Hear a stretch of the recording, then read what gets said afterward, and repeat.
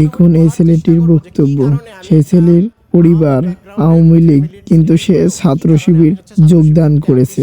কিসের জন্য ছাত্র শিবির যোগদান করলো, মূল বক্তব্য দেখুন। চেষ্টা করব। আমরা একটা মেসে থাকা শুরু করি। তো তখন যেহেতু একটা বিরূপ পরিবেশ চলতেছিল, আমরা একদিন ক্যাম্পাস থেকে এসে জাস্ট বাসায় ঘুমাইছি, হয়তো 4টা 4:30 বাজে। হুট করে দেখি যে বাসায় পুলিশ আসছে, এবং কিছু বুঝে ওঠার আগেই আমরা বাসায় যারা ছিলাম প্রায় 8 থেকে 9 জন সবাইকে অ্যারেস্ট করে নিয়ে চলে যায়।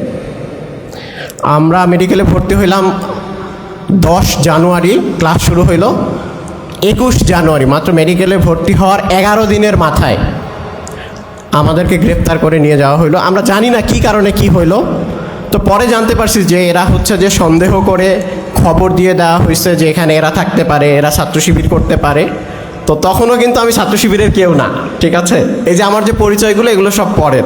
ছাত্র শিবির সম্পর্কে আমি প্রথম ডিটেলস জানি জেলে যাওয়ার পরে। বোঝা গেছে কি না? তখনও পর্যন্ত আমি ছাত্র শিবিরের কেউ না।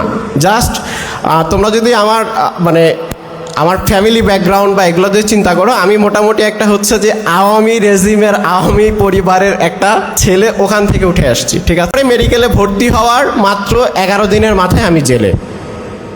তো আমার জন্য ফ্রেশার্স রিসেপশন কোথায় হইলো? জেলে, ঠিক আছে?